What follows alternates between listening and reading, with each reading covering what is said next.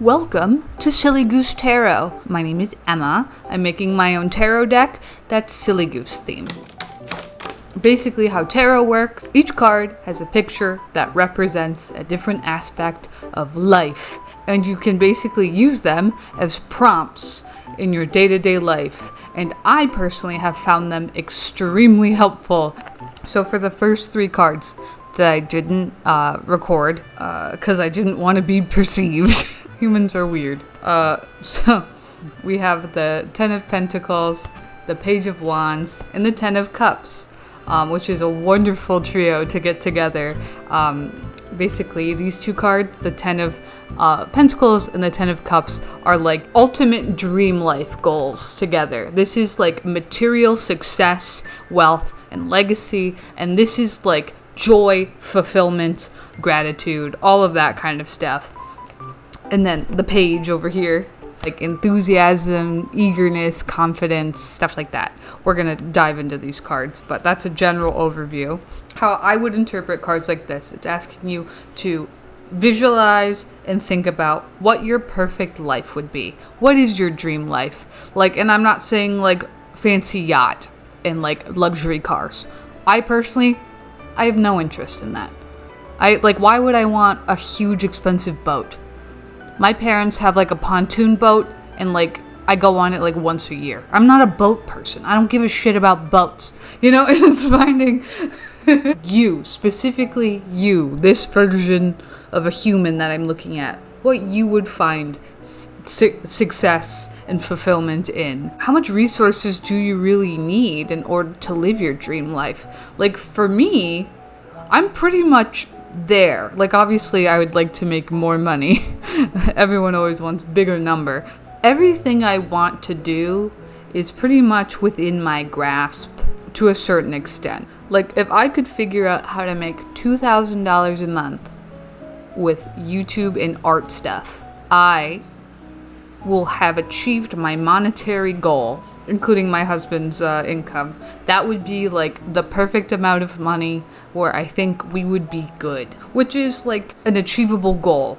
The life that brings you the most fulfillment possible is within your grasp. Like you can build a life worth living that brings you joy and happiness. It's very possible. Obviously, not all at once. It takes time and energy and effort and all of that stuff, which brings us to the Page of Wands. The Page of Wands. This card is all about like youthful enthusiasm. That's what I think of. That's why I made the card a little baby chick with a little baby tree growing out. It's like having a child's like view of the world and a child's like enthusiasm for the things they like. Like I have an almost 2-year-old and he loves cars. This dude, he doesn't really talk much, but he goes ka ka ka. He loves cars. Anytime he sees a car, he loves the movie Cars. He'll just sit there and lay on the floor and go like this back and forth. He just loves cars. The beauty of being a child is you're not worried about what other people think. Other people are not even in the equation. There are no outside factors when it comes to your passions and joy. When you are a child, you're just free to express yourself. And that like enthusiasm and confidence is often very hard to find as an adult. I find it very hard to find a lot of the times. That's kind of what this whole Silly Goose Tarot thing is about. I want to just have fun. I want to allow myself to do the things that I think are funny and interesting, and I think that possibly other people will like, and just kind of dive into that. This card symbolizes an emotional state. It has nothing to do with your physical surroundings or like monetary wealth or anything like that. That is just like happy family type vibes. Like that's going to a park, having a picnic with your family, or like surrounded by friends and people you love, and just like having a good time. So these 3 cards were the reason I got sidetracked and tried to make a video that took me a month to make about legacy that I accidentally deleted. So I guess this is a good time to transition to the next 3 cards. We got the Emperor, we got Judgment, and the Two of Swords. These are this is a very serious bunch of cards right here. And I also have the art processes for these cards. Not fully, because would it be an Emma Baginski video if there wasn't a trillion technical difficulties all the time? The Emperor card is all about leadership, structure, connection, and responsibility. So once you know what your dream life kind of looks like, you have an idea of the path you want to go down, that's when the Emperor card comes in. This is daddy energy. This is masculine, come and take it energy. You know, building your empire. It might start off as a little silly goose drawing that you do in your sketchbook that makes you giggle. And you look at it and you go, huh. And it just starts small. And then eventually, if you keep going down that path, it'll get bigger and progress, and more opportunities will come. You might have found yourself conquering all of Rome. Who knows? Then we got Judgment. Judgment is fun. It is it's the 20th card. Or I didn't say this earlier, but the Emperor is the 4th card in the Major Arcana, and Judgment is the 20th card. This one symbolizes rebirth, renewal, wake-up call, individuation. A lot of times it's like read as like waking up to one's purpose, waking up to the path that you need to go on, having a wake-up call that maybe things in your life need to change. There's like so many different like ways you could read this card. So this is the main tarot deck that I like to use for like daily use. Like this version of the Judgment card has like the best description, so I will read it to you. The path you have chosen has led you to your present place. The key to liberation is to accept and understand this. Key concepts: spiritual enlightenment, awakening, peace. Yeah, this is kind of like, to me, it's like a wake-up call card.